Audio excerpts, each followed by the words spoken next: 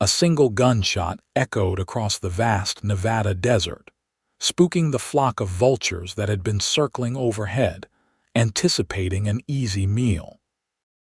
Lillian Jameson clutched her Winchester rifle tightly to her chest, her hands trembling with both fear and determination, as she watched the large rattlesnake writhing in its death throes just 6 feet away from where she stood. That was too close, she whispered to herself, pushing back a strand of copper hair that had escaped from beneath her wide-brimmed hat. The scorching summer sun beat down mercilessly, and Lillian could feel sweat trickling down her spine as she carefully backed away from the dead snake. It was 1876, and the 26-year-old schoolteacher had left Genoa, Nevada, that morning on her sturdy mare, Penny, to deliver medicine to an ailing student's family who lived on a remote homestead. The journey was supposed to be straightforward, a day's ride out and back, but nothing had gone as planned. First, Penny had thrown a shoe about 12 miles out of town, forcing Lillian to continue on foot, leading her limping horse. Then, just as the afternoon heat reached its peak, she had disturbed the rattlesnake while searching for shade. "Come on, girl," Lillian soothed, patting Penny's neck as she gathered the reins. "We've got to keep moving." The vast emptiness of the Nevada desert stretched out before her. Lillian knew she was at least 20 miles from Genoa now, with another 8 to go before reaching the Henderson homestead. Her water supply was dwindling faster than anticipated, and with Penny limping, the journey back would take twice as long. Still, she couldn't turn back. Little Mary Henderson needed the medicine in Lillian's saddlebag, and a promise was a promise. As she led Penny over a rocky ridge, Lillian felt a wave of relief wash over her. There, in the distance, was a thin column of smoke rising against the clear blue sky. A campfire meant people, and people meant help. "Hello," she called out, her voice carrying across the barren landscape. "Hello, is anyone there?" No response came, but Lillian continued forward, hope spurring her on despite her exhaustion. As she drew closer, she could make out a small camp nestled against a cluster of boulders. A single horse, a magnificent Palomino stallion, was tethered nearby, contentedly grazing on the sparse desert vegetation. "Hello," she called again, approaching cautiously. "I don't mean to intrude, but my horse has thrown a shoe and I could use some assistance." A figure emerged from behind the rocks, tall and imposing against the harsh sunlight. A cowboy, dressed in faded denim and a dust-covered shirt, his face shadowed by a worn Stetson. As he stepped forward, Lillian could see that he was young, perhaps 30, with a weathered face that spoke of years under the desert sun. "Madam," he acknowledged with a tip of his hat, his piercing blue eyes assessing her situation in an instant. "Isaac Zimmerman." "Looks like you're in a bit of trouble." Lillian nodded, relief evident in her features. "Lillian Jameson. I'm the school teacher from Genoa. I was on my way to deliver medicine to a family when Penny threw a shoe." She gestured to her limping mare. "I hate to impose, but—" "No imposition," Isaac interrupted, moving toward Penny to examine her hoof. "A lady shouldn't be traveling these parts alone anyway. Too dangerous." His tone wasn't judgmental, merely matter-of-fact. Lillian bristled slightly at his comment. "I can handle myself, Mr. Zimmerman. I've been making this journey to check on my students for 2 years now." A ghost of a smile played on Isaac's lips as he glanced up at her. "I can see that, Miss Jameson. Not many school teachers I know carry a Winchester and know how to use it." He nodded toward the rifle still clutched in her hands. Lillian relaxed slightly, appreciating that he hadn't dismissed her capabilities outright. "Thank you for understanding, and please call me Lillian." "Isaac, then," he replied, focusing again on Penny's hoof. "I've got some tools in my pack. I can't reshoe her properly, but I can fashion something temporary that'll get you where you're going." As Isaac worked on Penny's hoof, Lillian took the opportunity to observe him more closely. His hands were calloused, but moved with surprising gentleness as he tended to the mare. His sleeves were rolled up, revealing tanned, muscular forearms marked with small scars, the telltale signs of a life spent working with horses and cattle. "You're not from around here," Lillian remarked. It wasn't a question. Isaac glanced up briefly before returning to his task. "No, madam." "Texas originally. Been drifting since the war ended." "The war?" Lillian asked, surprised. He seemed too young to have fought in the Civil War. "Joined up when I was 16, he explained, as if reading her thoughts. "Lied about my age, saw things no boy should see." He fell silent then, and Lillian didn't press further. "What brings you to Nevada?" she asked instead. Isaac secured the makeshift shoe he'd fashioned onto Penny's hoof before answering. "Heard there was work with the silver mines, but mostly I just keep moving, find odd jobs here and there." "Thank you for helping me," Lillian said sincerely as Isaac straightened up. "I don't know what I would have done if I hadn't found you." "You'd have managed," Isaac said with certainty, "but I'm glad to help all the same." He turned to his own horse and began gathering his belongings. "I'll escort you to this family you're visiting, then see you safely back to town." Lillian started to protest, but the determined set of Isaac's jaw told her it would be futile. Besides, she couldn't deny the comfort of having a companion for the remainder of her journey. "The Henderson family," she explained as they set off, Isaac leading his palomino while she led Penny. "Their daughter, Mary, is one of my students. She's come down with a fever that won't break, and Dr. Patterson prepared this medicine specifically for her." Isaac nodded, his expression solemn. "Fevers out here can be deadly. You're doing a good thing, Miss Lillian." The use of her first name sent an unexpected warmth through her, but Lillian quickly attributed it to the desert heat. They walked in comfortable silence for a while, the vast Nevada landscape stretching out around them. The sun began its slow descent toward the horizon, painting the sky in brilliant shades of orange and pink. "We should reach the Henderson place before nightfall," Lillian said, breaking the silence. "Though the journey back to Genoa will have to wait until morning." "The Hendersons have space for guests?" Isaac asked. Lillian nodded.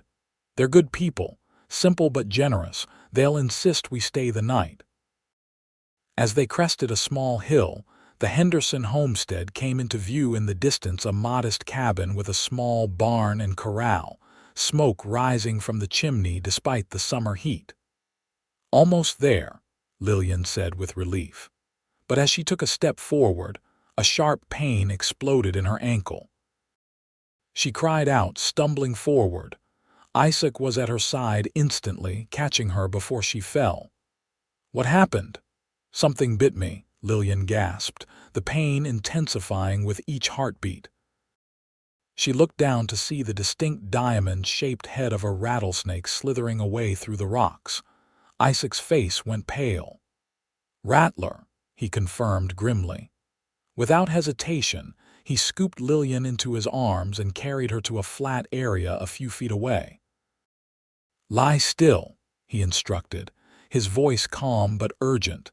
Lillian's heart pounded as fear washed over her. She had heard stories of rattlesnake bites, how the venom could kill within hours if untreated. And they were still miles from town, from a doctor. Isaac worked quickly, using his knife to cut away the fabric of her boot and stocking, exposing the 2 puncture marks just above her ankle. Blood was already seeping from the wounds, and the skin around them was beginning to swell and turn an angry red. "This is going to hurt," Isaac warned, meeting her eyes briefly. "But it needs to be done." Before Lillian could respond, Isaac leaned down and placed his mouth over the bite, sucking hard before turning to spit out the venom-laced blood. He repeated the process several times, his face grim with concentration. Lillian watched him through a haze of pain, her mind racing. She had heard of this method but had never seen it performed.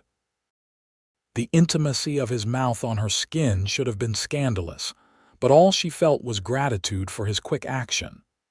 "Thank you," she whispered when he finally lifted his head, wiping his mouth on his sleeve. "Don't thank me yet," Isaac replied, his voice tight with concern. "We need to get you to that homestead fast. The venom's already in your system." With efficient movements, Isaac fashioned a makeshift tourniquet above the bite, tight enough to slow the spread of venom but loose enough to allow blood flow. Then he tore a strip from his own shirt and wrapped it securely around her ankle. "Can you stand?" he asked, offering his hand.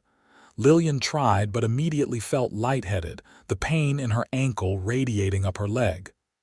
"I don't think so," she admitted, frustrated at her own weakness. Without another word, Isaac lifted her onto his palomino, securing her in the saddle before gathering Penny's reins. "Hold on tight," he instructed. "I'm going to get you to the Hendersons as fast as possible." The next hour passed in a blur for Lillian. The pain in her ankle had spread to her entire leg, and a strange numbness followed in its wake. Nausea roiled in her stomach, and sweat beaded on her forehead despite the cooling evening air. "Isaac," she called weakly, noticing that they had stopped. "Why are we stopping?" Isaac looked up at her, his face tight with worry. "You're burning up with fever. The venom's spreading faster than I thought." He reached up to help her down from the horse. "We need to rest for a moment and let me check the bite again." As Lillian's feet touched the ground, her legs buckled beneath her. Isaac caught her easily, lowering her gently to sit against a boulder. The world spun around her and she closed her eyes, trying to regain her bearings. "Here, drink this," Isaac urged, pressing his canteen to her lips. The water was warm but soothing against her parched throat. "The medicine," Lillian remembered suddenly, her thoughts becoming muddled. "Mary needs her medicine." "We'll get it to her," Isaac promised, checking the bite wound. It had swollen considerably, the skin around it turning a mottled purple. He frowned deeply. "I need to suck more venom out." Lillian nodded weakly, too disoriented to protest as Isaac bent to his task once more. The pain was both sharp and dull, radiating outward with each beat of her heart. She watched through half-lidded eyes as Isaac worked, his face set in grim determination. When he finished, he lifted her carefully into his arms.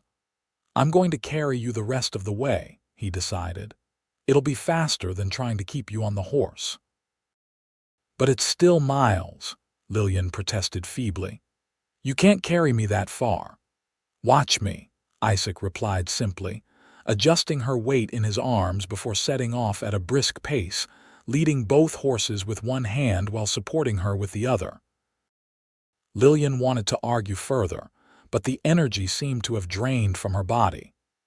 Instead, she found herself leaning her head against Isaac's chest, the steady rhythm of his heartbeat strangely comforting as the world around her grew increasingly hazy. "Stay with me, Lillian." Isaac's voice penetrated the fog that seemed to be enveloping her mind. "Keep talking. Tell me about your students." Lillian forced her eyes open, focusing on Isaac's face above her. The concern in his blue eyes anchored her to consciousness. "Mary is the brightest of them all," she began, her voice barely above a whisper. "Only 8 years old, but she can already recite Shakespeare from memory." "Is that so?"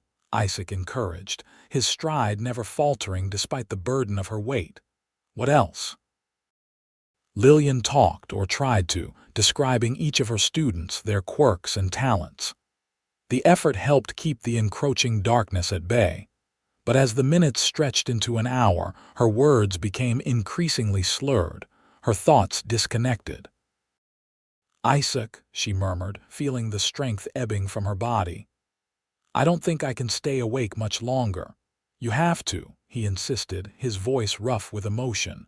"We're almost there. Look, you can see the lights from the cabin." Lillian tried to turn her head, but the movement sent a wave of nausea through her. "I can't see anything," she admitted, fear creeping into her voice for the first time. Isaac's arms tightened around her. "Then trust me, we're close. Just hold on a little longer, Lillian, please." There was something in his voice, a raw desperation that pierced through the fog clouding her mind. This man, whom she had known for only hours, was fighting for her life with an intensity that both surprised and moved her. "I'm trying," she whispered, forcing her eyes to remain open through sheer willpower. The sound of a dog barking in the distance was the sweetest sound Lillian had ever heard. It meant they were approaching the Henderson homestead. Isaac quickened his pace, the muscles in his arms rigid with strain after carrying her for so long. "Hello, we need help," Isaac called out as they approached the simple log cabin. The door burst open and John Henderson emerged, rifle in hand. Upon seeing Lillian cradled in Isaac's arms, he immediately lowered his weapon. "Miss Jameson, what in God's name happened?" "Rattlesnake bite," Isaac explained tersely. "About an hour ago, she's fading fast." Martha Henderson appeared behind her husband, her face paling at the sight. "Bring her inside quickly," she directed, already clearing space on the family's dining table. "John, fetch the whiskey and my herb pouch." Isaac gently laid Lillian on the table, brushing sweat-soaked strands of hair from her forehead with a tenderness that belied the strength he had just displayed. "She also brought medicine for your daughter," he remembered, retrieving the package from Lillian's saddlebag. Martha took the package gratefully before turning her attention to Lillian's swollen ankle. "You did right to suck out the venom," she told Isaac, examining the wound. "But there's still poison in her system. We need to draw it out."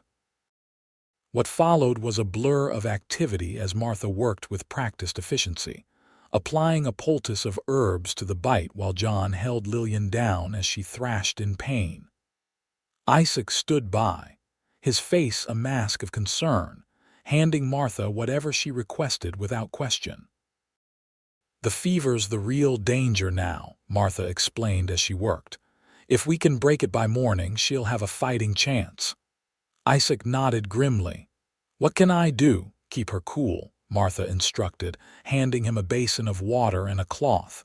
"And talk to her. Keep her mind present." Throughout the long night, Isaac remained at Lillian's side, bathing her fevered brow with cool water and speaking to her in a low, steady voice. He told her about his childhood in Texas, about the magnificent horses he had trained, about the places he had seen in his years of drifting. When he ran out of stories about himself, he recited poetry he had memorized during quiet nights under the stars Whitman and Longfellow, their words flowing from him like a soothing balm. Martha looked in on them periodically, checking Lillian's pulse and replacing the poultice when needed. Once in the darkest hour before dawn, she placed a hand on Isaac's shoulder. "You should rest," she suggested gently. "I can sit with her." But Isaac shook his head, his eyes never leaving Lillian's face. "I'll stay," he said simply. Martha studied him for a moment before nodding. "You carried her 20 miles without stopping, didn't you?" When Isaac didn't respond, she continued softly. "I've never seen that kind of dedication from a stranger." "She's not a stranger," Isaac replied, though he couldn't have explained what he meant by that if Martha had asked. Something about Lillian Jameson had touched a part of him.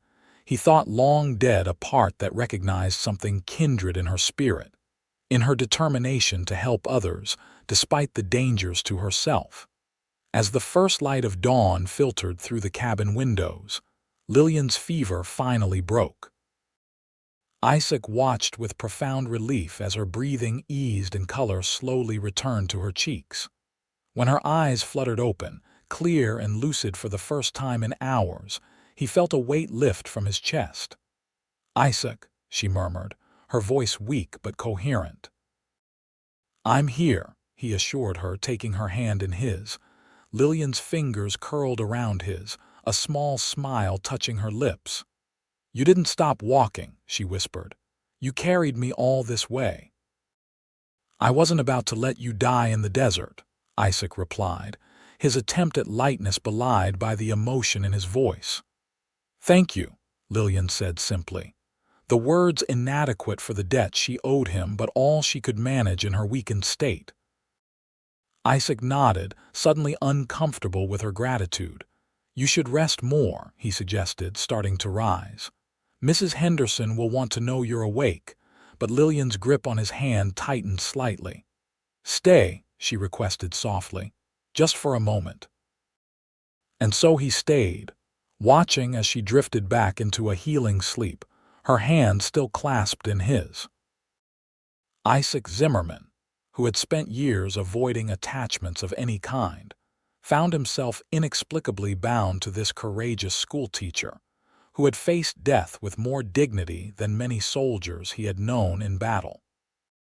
For 3 days, Lillian remained at the Henderson homestead, regaining her strength under Martha's capable care. Little Mary, her fever broken thanks to the medicine Lillian had delivered, became her constant companion, reading to her from schoolbooks and bringing wildflowers she had gathered from around the property. Isaac, meanwhile, made himself useful to John Henderson, repairing fences and tending to livestock. But no matter how busy he kept his hands, his thoughts continually returned to Lillian. Each evening, he would sit by her makeshift bed in the Hendersons' small front room, telling her stories of his travels or simply sitting in companionable silence as she regained her strength. On the 4th morning, Lillian insisted she was well enough to return to Genoa. "I have responsibilities," she explained to Martha, who protested that she needed more time to recover. "My students will be wondering where I am." "At least let us send John with you," Martha argued. "You're still weak and the journey, I'll take her," Isaac interrupted from the doorway. "I'm heading that way anyhow." Martha looked between them, a knowing expression crossing her face. "Well, that settles it then," she said briskly. "But you'll take the wagon. Lillian's in no condition to ride horseback yet, and that mare of hers needs her hoof properly tended." And so, as the morning sun climbed higher in the azure Nevada sky, Isaac helped Lillian into the Hendersons' wagon, which John had generously offered to lend them. Penny was secured behind the wagon, while Isaac's palomino was tethered alongside the draft horses. "You're sure about this?" Lillian asked as Isaac climbed up beside her. "Accompanying me to Genoa." Isaac adjusted the reins in his hands, his eyes fixed on the horizon. "Said I would, didn't I?" he replied simply. The journey back to town was considerably more comfortable than their desperate trek to the Henderson homestead had been. The wagon's steady pace allowed them to converse easily, and as the miles passed beneath the wheels, Lillian found herself sharing details of her life she rarely discussed with others. "I came west after losing my parents to influenza," she explained as they crossed a sun-baked plain. "There was nothing left for me in Pennsylvania, and I had always dreamed of adventure." She laughed softly. "Teaching in a frontier town wasn't exactly the adventure I had imagined, but it's become more fulfilling than I could have hoped." Isaac listened attentively, occasionally asking questions that revealed a genuine interest in her life and work. In turn, he opened up about his own past, describing his childhood on a small ranch outside of San Antonio, and his experiences during the war, things he had never shared with another soul. "After Appomattox, I couldn't go home," he admitted, his voice low. "Everything had changed, or maybe I had, so I started drifting, taking work where I could find it. Cattle drives mostly, some mining, whatever kept me moving. And now?"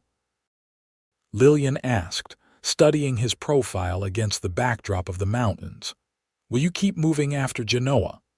Isaac was silent for a long moment, his eyes scanning the distant horizon. "I don't know," he finally answered, and there was an honesty in his voice that stirred something in Lillian's heart. They made camp that night by a small stream, the wagon providing shelter from the cool desert wind. Isaac insisted that Lillian take the bedroll he had borrowed from John Henderson, while he made do with his saddle blanket on the hard ground.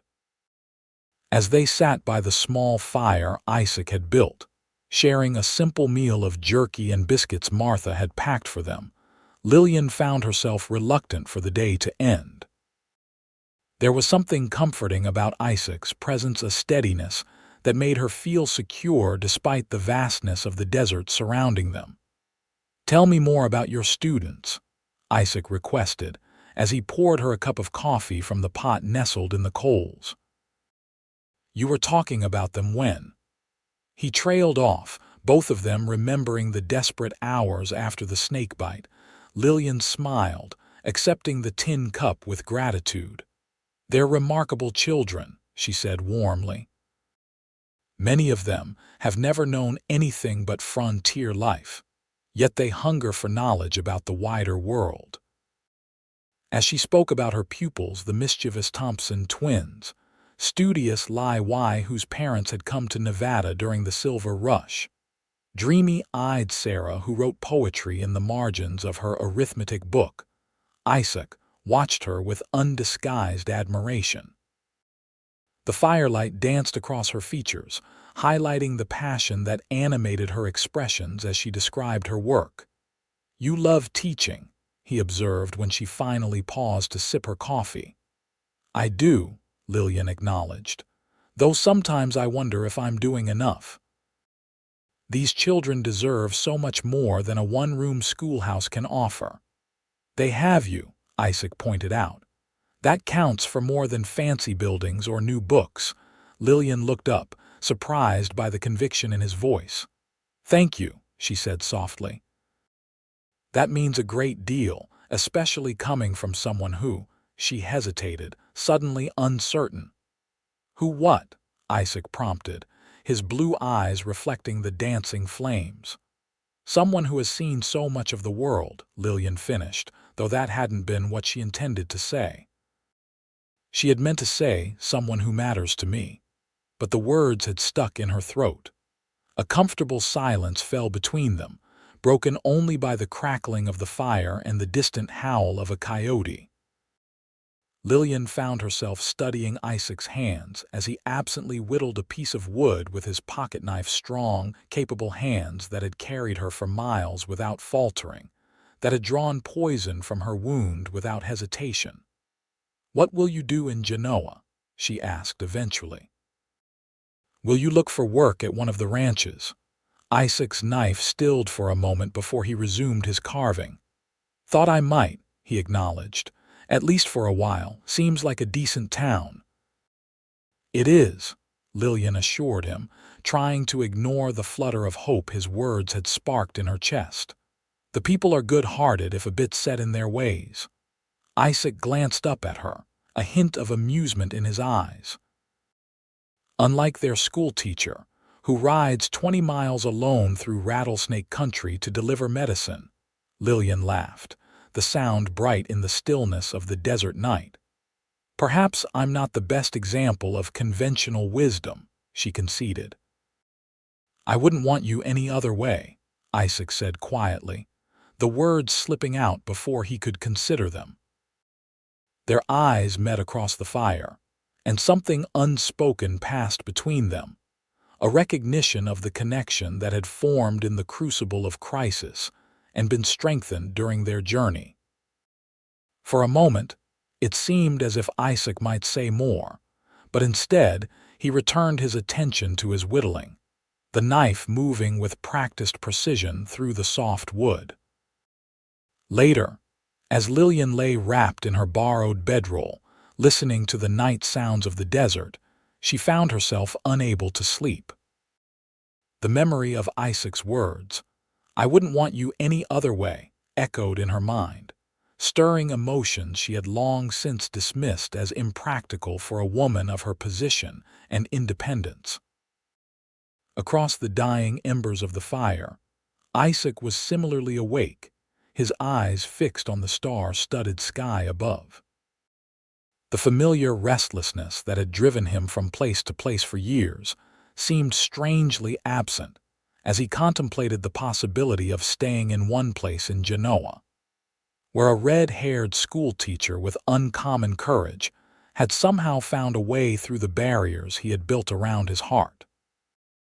Morning came with a spectacular desert sunrise, painting the landscape in hues of gold and rose. They broke camp efficiently, sharing a light breakfast before continuing their journey. As they traveled, the terrain gradually changed, the harsh desert giving way to the more varied landscape surrounding Genoa. "We should reach town by mid-afternoon," Lillian noted as they crossed a small wooden bridge spanning a creek. "Just in time for you to speak with Mr. Peterson at the livery stable. He's always looking for experienced horsemen." Isaac nodded, appreciating her practical assistance while wondering if there was more behind her suggestion. "Is that a recommendation, Miss Jameson?" he asked, a rare teasing note in his voice. Lillian felt a blush warm her cheeks. "Merely a suggestion," she replied primly, though her eyes sparkled with unaccustomed mischief. "Though I might be persuaded to put in a good word, considering you saved my life and all." "Is that all it takes to earn your endorsement?" Isaac challenged, enjoying the way her blush deepened. "It's a start," Lillian countered, finding an unexpected pleasure in their banter. "Continued good behavior would certainly help your case." Isaac's laugh was rich and genuine, a sound Lillian realized she had rarely heard from him during their brief acquaintance. It transformed his usually solemn features, revealing a different man beneath the weathered exterior. A man she found herself increasingly drawn to. As predicted, they arrived in Genoa just after 3 o'clock, the small but bustling town a welcome sight after their journey. People on the main street turned to watch as the wagon rolled past, curious about the unfamiliar man accompanying their schoolteacher. "Miss Jameson, you're back," a young voice called out. A boy of about 10 ran alongside the wagon, his face alight with excitement. "We were worried when you didn't come back to school." "Hello, Thomas," Lillian greeted him warmly. "As you can see, I'm quite all right. Will you spread the word that classes will resume tomorrow morning?" The boy nodded eagerly before dashing off, no doubt to share the news with his friends. Isaac watched him go with a faint smile. "Seems you were missed," he observed. "It appears so," Lillian agreed, touched by her students' enthusiasm. "Though I'm sure they enjoyed the unexpected holiday." They continued through town to Lillian's small house on a quiet side street, a modest wooden structure with a neat front garden and a porch swing. As Isaac brought the wagon to a halt, Lillian felt a sudden reluctance to see their journey end. "Would you like to come in for some tea?" she offered as Isaac helped her down from the wagon. "It's the least I can do to thank you." Isaac hesitated, glancing toward the center of town where the livery stable awaited. "I should return Mr. Henderson's wagon and see about work," he said finally. "But perhaps later." Lillian nodded, trying to hide her disappointment. "Of course. Practical matters first." As Isaac prepared to climb back onto the wagon, he suddenly remembered something. Reaching into his pocket, he withdrew the small wooden carving he had been working on the night before. "Almost forgot," he said, holding it out to her. "It's not much, but—" Lillian took the offered carving, her fingers brushing against his. It was a small but intricately detailed horse, its lines flowing with a grace that spoke of both skill and artistry. "Isaac, it's beautiful," she breathed, genuinely impressed. "Thank you."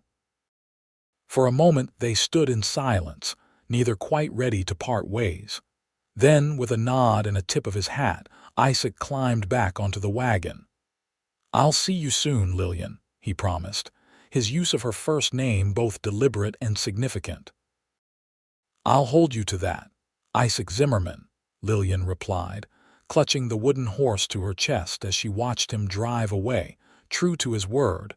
Isaac appeared on Lillian's doorstep that evening, his hat in his hands and his hair still damp from a recent bath.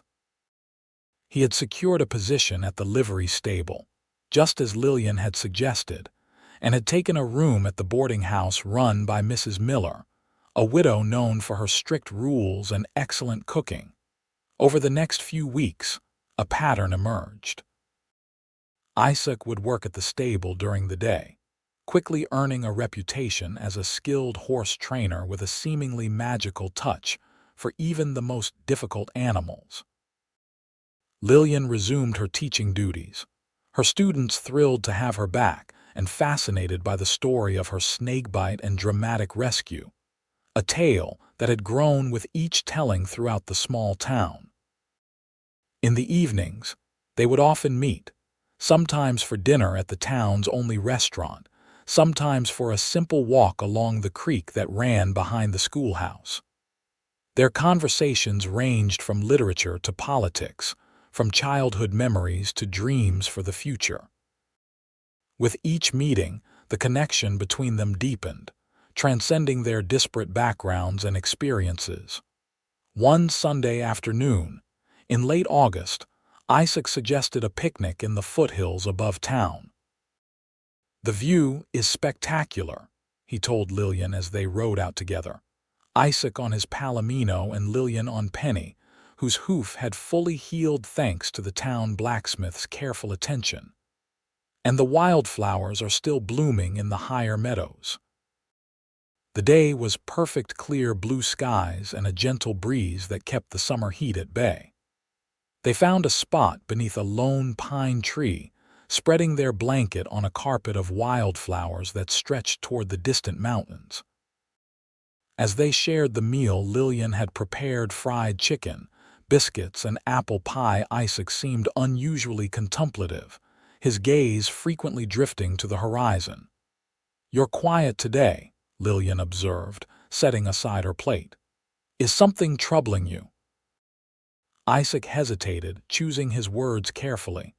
"Not troubling exactly, just thinking about the future." A flicker of unease passed through Lillian.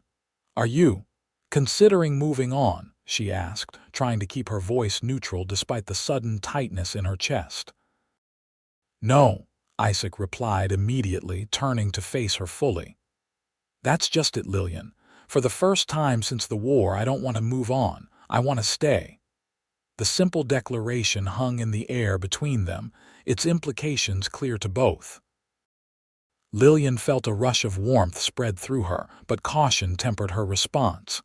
"Is it Genoa that appeals to you, or—" "It's you," Isaac said plainly, his blue eyes holding hers with unwavering sincerity. "I've spent years drifting, never letting myself get too attached to any place or person. But from the moment I saw you, something changed. When that snake bit you, when I thought I might lose you before I'd even had a chance to know you, it woke something in me I thought was long dead." Lillian's heart pounded in her chest, his words echoing her own unspoken feelings. "Isaac." "I'm not a man of fancy words," he continued, moving closer to her on the blanket. "But I know what I feel. These past weeks, getting to know you, seeing your kindness, your intelligence, your spirit, I've fallen in love with you, Lillian Jameson. And if you'll have me, I want to build a life here with you." Tears welled in Lillian's eyes, not of sadness but of overwhelming joy. "I love you too," she whispered, the words coming easily now that he had opened the door. "I think I started falling for you when you carried me 20 miles through the desert without stopping. No one has ever fought for me like that." "I'd carry you 1,000 miles if needed," Isaac vowed, taking her hands in his. "That won't be necessary," Lillian laughed softly, leaning forward until their foreheads touched. "Just promise to stay." "I promise." Isaac murmured before closing the distance between them, his lips meeting hers in a kiss that held both tenderness and passion, a beginning rather than an ending. The town of Genoa buzzed with excitement when Isaac and Lillian announced their engagement 2 months later. The schoolteacher and the drifter-turned-horse trainer had become a favorite topic of conversation, their unlikely romance the sort of story that gave hope to everyone who heard it. They were married on a crisp October afternoon, with the aspen trees blazing gold against the mountains. The ceremony was held in the schoolhouse, transformed for the occasion with wildflowers and ribbons by Lillian's adoring students. Martha and John Henderson made the journey to attend, little Mary serving proudly as flower girl. Isaac, dressed in a new suit purchased specifically for the occasion, watched with wonder as Lillian walked toward him on the arm of Mayor Stevens, who had offered to give her away. Her copper hair was crowned with a wreath of autumn flowers, her green eyes luminous with happiness as they met his across the crowded room. "Dearly beloved," the minister began, his voice carrying to the farthest corners of the schoolhouse. "We are gathered here today to witness the union of two souls brought together by providence and bound by love." As they exchanged their vows, Isaac's voice was steady and sure, his eyes never leaving Lillian's face. When he slipped the simple gold band onto her finger, purchased with savings from his work at the livery stable, his hands trembled slightly, the only outward sign of the profound emotion that filled him. "I now pronounce you husband and wife," the minister declared to enthusiastic applause from the assembled townsfolk. "You may kiss your bride." Isaac needed no further encouragement, drawing Lillian into his arms for a kiss that promised a lifetime of devotion. As they turned to face their friends and neighbors as Mr. and Mrs. Zimmerman, Lillian caught sight of the wooden horse Isaac had carved for her, placed prominently on her desk, as a reminder of how their journey together had begun. The celebration continued well into the evening, with music and dancing in the town square. Isaac surprised everyone, including his new wife, by revealing himself to be a capable dancer, guiding Lillian through waltzes and reels with unexpected grace. "Where did you learn to dance like this?" Lillian asked breathlessly as they twirled beneath lanterns strung between the buildings. "My mother insisted all her sons learn," Isaac explained with a grin. "Said it was as important as knowing how to ride and shoot." "Remind me to thank her someday," Lillian laughed, her head tilted back to look up at him, her face glowing with happiness. "She would have loved you," Isaac said softly, the brief shadow of old grief passing quickly in the joy of the moment. "Almost as much as I do." Later that night, as they stood on the porch of what was now their home, Lillian's small house, enlarged over the past months by Isaac's skilled hands to accommodate their shared future, they took a moment to gaze at the star-filled sky above Genoa. "Happy?" Isaac asked, his arm around Lillian's waist, holding her close against the autumn chill. "Completely," she assured him, leaning into his embrace. "And you? No regrets about giving up your wandering ways?" Isaac turned her in his arms, his expression serious despite the happiness of the day. "The only regret I have is that it took a rattlesnake bite to bring us together. I should have found you years ago, Lillian." "We found each other exactly when we were meant to," she countered, reaching up to trace the line of his jaw with gentle fingers. "And now we have the rest of our lives ahead of us." "The rest of our lives," Isaac echoed, lifting her into his arms to carry her across the threshold of their home. "I like the sound of that." As the years passed, the story of how Isaac and Lillian Zimmerman had met became something of a legend in Genoa. Embellished with each telling, it transformed into a tale of epic proportions, how he had carried her 20 miles without stopping after sucking the venom from a deadly rattlesnake bite. How he had fought off wolves and bandits along the way, additions that made Isaac roll his eyes and Lillian hide her smile behind her hand. The truth, as they knew it, was both simpler and more profound. Two lonely souls had found each other in the vast emptiness of the Nevada desert, and in saving her life, Isaac had saved something of himself as well. Their home grew along with their family, first with the birth of their son, John, named after the man who had lent them his wagon on that fateful journey back to Genoa. Then with twin daughters, Elizabeth and Emma, who inherited their mother's copper hair and their father's piercing blue eyes. Isaac's work with horses evolved from employment at the livery stable to ownership of his own ranch just outside of town, where he bred and trained some of the finest horses in the territory.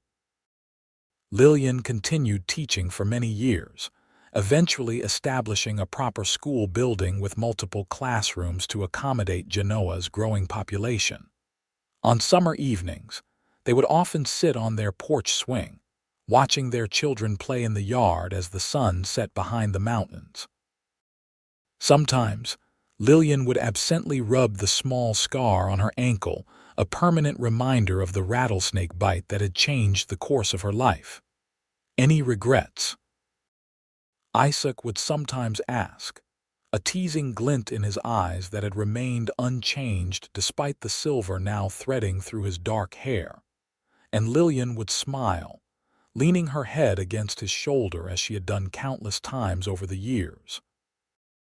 "Not a single one," she would reply, her voice warm with the certainty of a love that had only deepened with time. "Though I could have done without the rattlesnake." "I don't know," Isaac would counter, pressing a kiss to her temple. "That rattlesnake gave me an excuse to sweep you off your feet." Literally.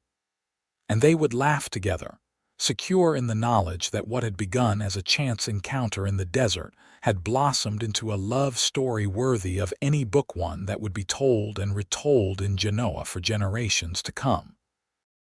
The legend of the schoolteacher, the rattlesnake, and the cowboy who wouldn't stop walking became woven into the fabric of the town's history, a testament to the extraordinary power of love to heal, to transform, and to endure. On their 50th wedding anniversary, surrounded by children, grandchildren, and the entire town of Genoa, Isaac and Lillian danced beneath the stars just as they had on their wedding day. Though their steps were slower and their hair had turned white, the love that shone in their eyes as they looked at one another was unchanged, as vast and enduring as the Nevada desert that had first brought them together. "You remember what you said to me when you woke up after the snake bite?" Isaac asked as they swayed gently to the music. "I said you didn't stop walking," Lillian recalled, her voice soft with memory. Isaac nodded, drawing her closer. "I never have," he said simply. "And I never will as long as the path leads to you."